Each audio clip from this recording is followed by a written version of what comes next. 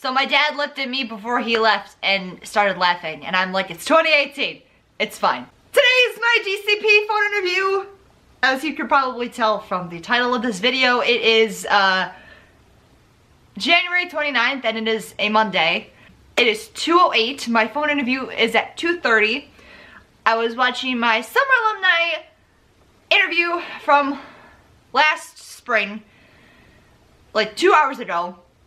And my interview was at 4:30 and they called me at 4:18. So I know I gotta be ready because in the past, they've always called me earlier. Some people get called later. It's just like a 15-minute interval or so. So it's like nerve-wracking because you don't know when they're gonna actually call. It's like you got a half-hour window kind of. So that being said, the first time I had my phone interview was spring of 2016, because I did the college program in fall of 2016, and I had notes taped up on my wall to smile, and I had a picture of Mickey Mouse, and I had literally 12 sheets of paper taped on my wall, and I wish I would have had a picture of it. I wish I would have taken a picture of it. I wish I would have filmed it actually, but I wasn't into vlogging at that time. Of just like random questions that they can ask you and everything, and last year I didn't do that. I just kind of looked online before and was kind of like more relaxed and everything, and it's like, oh, they can ask me this and this and this, and now I'm going to it completely blind because I didn't research anything. So, but just to be myself, I'm destined for Disney, it'll be fine. I have a pad and paper if I need to write anything down. I shouldn't have to write anything down, but just in the off set that I do, I have a piece of paper here. So update, it's 2:23 and I still haven't received a phone call, and I'm freaking out a little. If you haven't noticed, I'm a talker. So 2:31.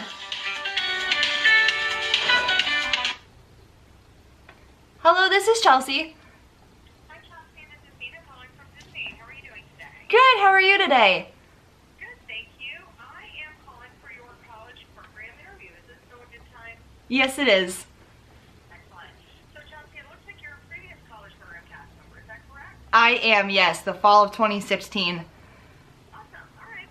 So you're probably pretty familiar. We do have about 15 to 20 minutes scheduled. I'm not sure that we'll need all of that, but I mean, I'm going to be asking you questions again about the program, the roles that you're interested in, and your previous work experience. You may hear some typing in the background because I may be capturing your responses, and then if you have any questions for me, we will have plenty of time for those at the end. Okay, great. Excellent. So I do want to start out by just confirming some of the information that I see on your application. Looks as if you are currently in your 4th year at Niagara University studying hospitality and tourism. Is that correct? That is correct, yes. And are you currently an international student in the United States studying on a visa? No, I'm not. Awesome. And are you still receptive to the Disney look and appearance guidelines? Yes. Great. And some of the positions that we have could require that you operate a vehicle. Do you have a valid U.S. driver's license? I do. Thank you. And for costuming purposes, do you have any tattoos, body piercings, or modifications, such as ear gauges or dermal piercings that would be visible outside of a tank top and shorts? Nope, just my regular holes in my ears. Excellent. All right.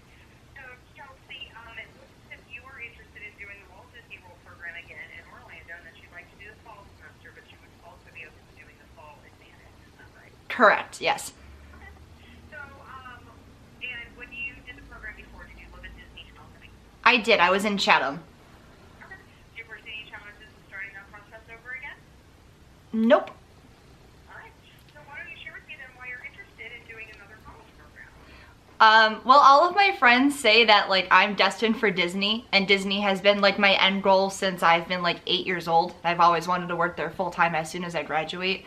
So I really want to do a professional internship, but since they're so, you know, competitive, college program I'd be completely fine doing, and then hopefully network with a bunch of people to hopefully get full time in a position that I would like. I really want to do events, and I really want to go into events because that's my major, but honestly, I'm up for anything. All right. Well, excellent. So, you know, I can see that you've had quite a bit of different work experience. It looks like you've had some management positions. It looks like in food and beverage, as well as it looks like retail.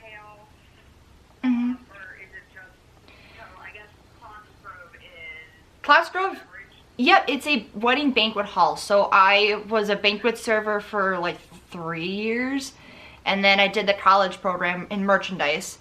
And then I came back to Clocks and they promoted me to assistant banquet manager, so I got to get a lot of experience in weddings and booking weddings and all that fun stuff. And then my boss was kind of crazy, so I ended up leaving, and it was kind of because of school too and everything, so it just worked out better that I left, and then now I'm an assistant manager at a restaurant. Okay, all right. So, you know, what's the busiest day that you have ever worked? Can you tell me what that looks like? Probably at Clocks, I usually worked 16-hour days from 9 a.m. to 1 a.m. with like maybe an hour break in between somewhere throughout the day. No sitting at all, was consistently going, no breaks. If you stood around for 2 seconds, you got yelled at. So I'd consistently been doing something. Usually the mornings were set up weddings and all the rooms. We had 3 different rooms. I was in charge of making sure everything was set completely, and then just doing like random stuff outside, making sure all the garbage was picked up, everything was wiped off, and then we'd have like maybe a half an hour downtime, and then everyone came in for the ceremony or the reception. And then usually when we had 3 weddings in a night, it'd be crazy because it would be an hour apart, everything would have to be served. Other than that, I think Christmas week for the college program in the fall of 16, I asked for overtime hours because I was going to sit in my apartment and do nothing anyway, so I'd rather be working. So I remember Christmas Day, I was working in Tatooine, and I was on stroller duty for 4 hours, and I was, you know, I'm sorry ma'am, you can't bring your stroller into the store because it's at capacity, so if you just park it over there, and then you can come in. Otherwise, New Year's Eve, I was on glow cart for the fireworks and studios, and the glow cart was my favorite thing to do. I loved dancing. I loved making a fool of myself. It was great. If I was merchandise again, I would want to do glow. Like, no, hands down, that's what I would want to do. But I actually broke the record for the most amount sold on the glow cart for New Year's Eve. Yeah, it was nuts.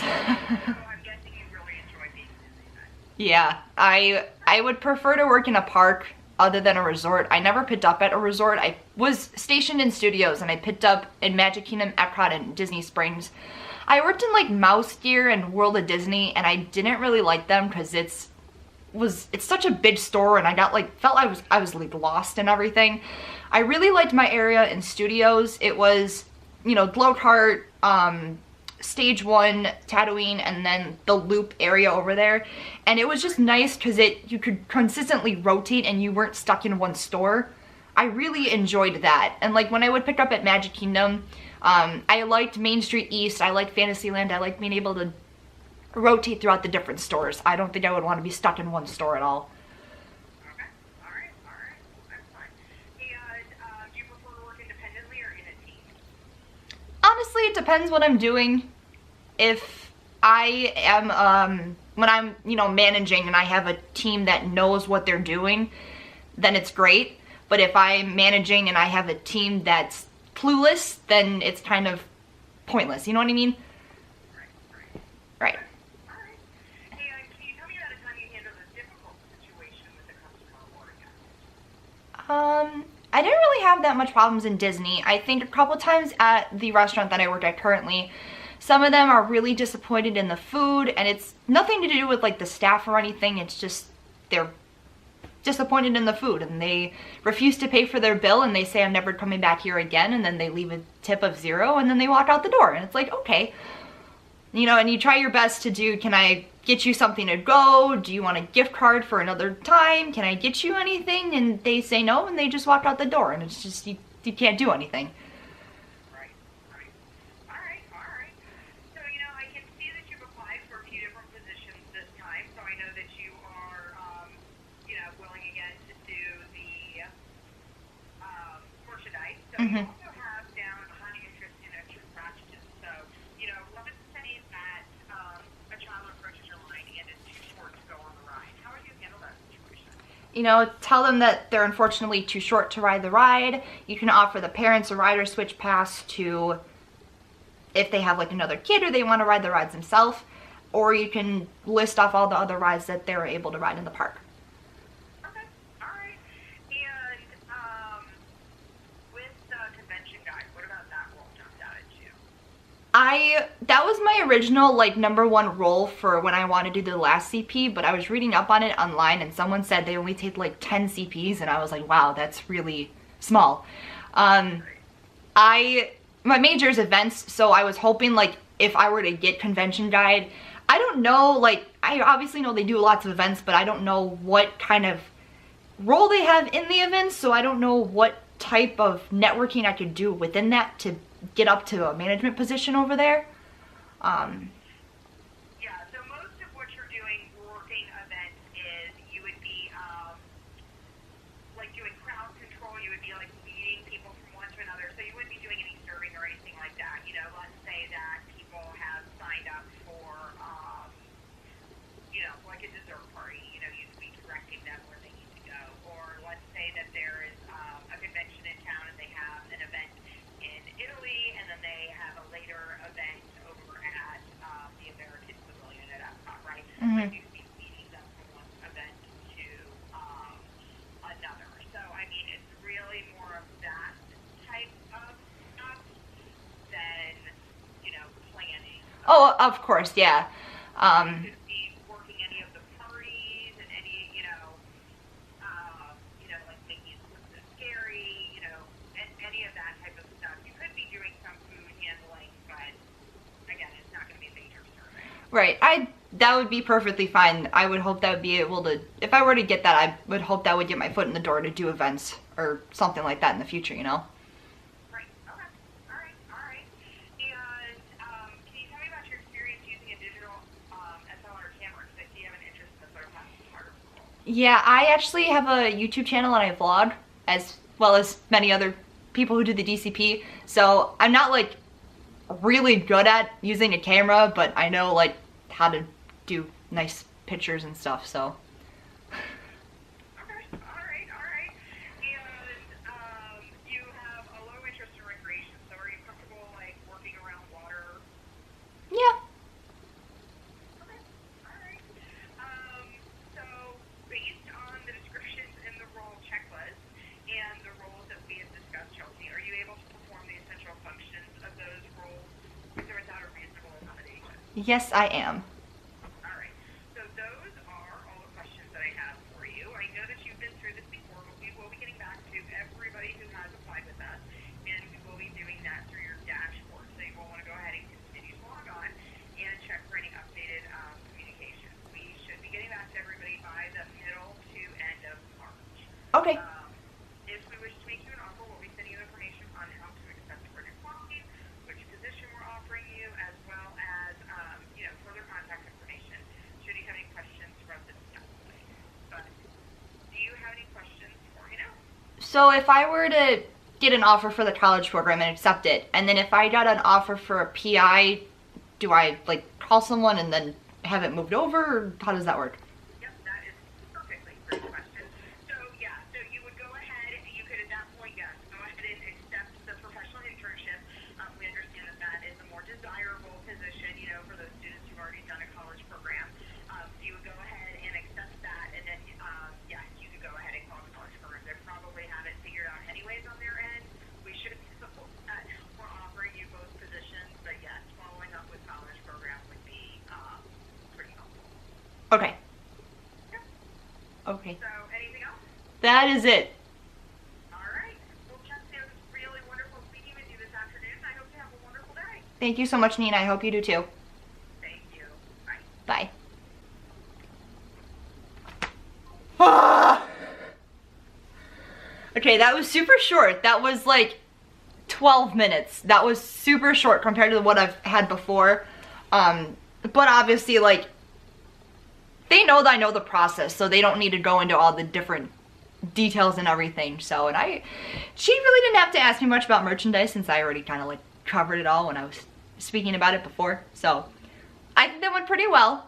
I think my summer alumni interview video was definitely better than this one, but this was way better than my horror story interview.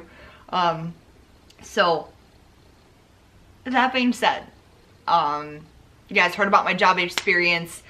And like I said, I really want a professional internship, and what's happening with that is some people got contacted for a food and beverage phone interview, and that was when I applied for a food and beverage management internship, and I also applied for catering management, and I'm just waiting for the wedding one to come out. I'm thinking about doing guest relations, but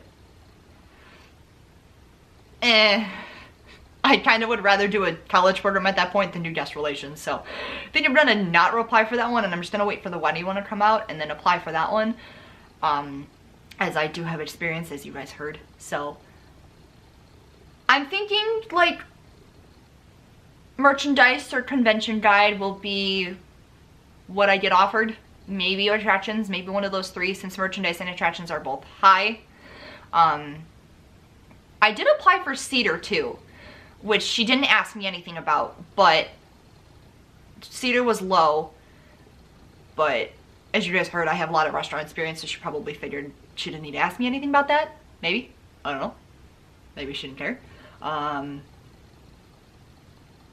But yeah, so I think that went well. I think I'll be okay.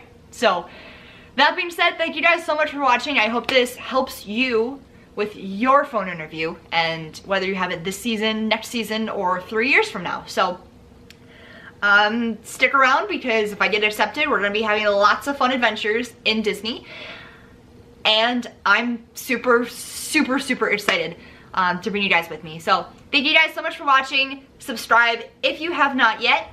You guys can follow me on Twitter and Instagram. I recommend Instagram because I use Instagram stories more than I use Twitter. But yeah, so I will see you guys later. Thank you so much for watching.